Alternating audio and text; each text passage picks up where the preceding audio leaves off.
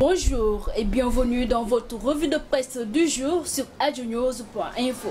Jamais une réunion de l'Alliance pour la République n'a autant tiré en longueur. Le directoire national de la formation politique de Macky Sall, qui s'est tenu avant-hier samedi, a duré 7 tours d'horloge. Les responsables ont étalé leurs inquiétudes et Macky Sall a asséné ses vérités, rapporte l'Observateur. Soyez plus ouverts et bannissez l'arrogance, a déclaré Macky Sall selon ce journal, en s'adressant aux responsables et militants du parti présidentiel. Il leur a aussi signifié qu'il ne pouvait pas passer tout son temps à faire de la politique. Le chef de l'APR a encaissé tous les coups, toutes les critiques liées au management de son parti et en a également donné, écrit l'AS. Macky Sall a recadré les responsables de son parti et fait cap sur 2017. Les quotidiens reviennent ensuite dans le détail sur les positions exprimées par le président de la République lors de cette rencontre.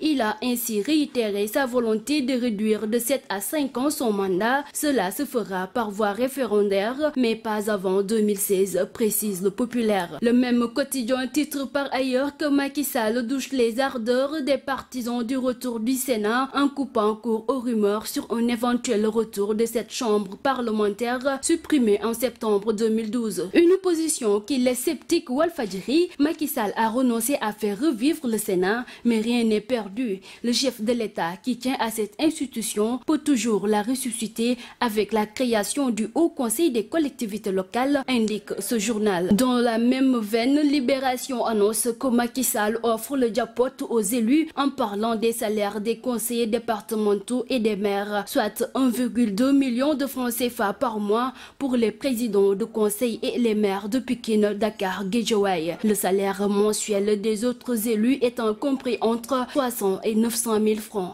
Grand Place traite d'un sujet connexe en parlant d'une fronde au Conseil économique, social et environnemental. Une affaire d'argent pollue l'atmosphère au sein de l'institution en lien avec la suspension du salaire du journaliste Ibrahim Ndoye, un employé du Conseil économique, social et environnemental qui toucherait un double salaire, révèle le journal. Suite à cela, des membres de cette institution dont les émoluments ne dépassent pas le plafond des 500 000 francs croient profondément que Ibrahim Jean avait un meilleur traitement qu'eux. Ils ont donc entamé une fronde selon Grand Place. Délit d'enrichissement illicite, des marabouts déposent une plainte contre Marième Faye Sall, titre La Tribune. Selon le journal, une plainte va être déposée ce lundi contre la première dame Marième Faye pour délit d'enrichissement illicite. L'association des jeunes marabouts citoyens l'accuse d'avoir reçu 650 millions de francs CFA de la part d'un homme d'affaires marocain et que cet argent a permis au Maroc de gagner le marché de la Cité de l'Émergence, nous révèle le journal La Tribune. Le Soleil annonce que les travaux du centre de conférence de Diamniadio destiné au sommet de la francophonie prévu en fin novembre à Dakar sont en phase terminale. Le quotidien Enquête lui fait part d'un dégel des relations entre le Sénégal et la Guinée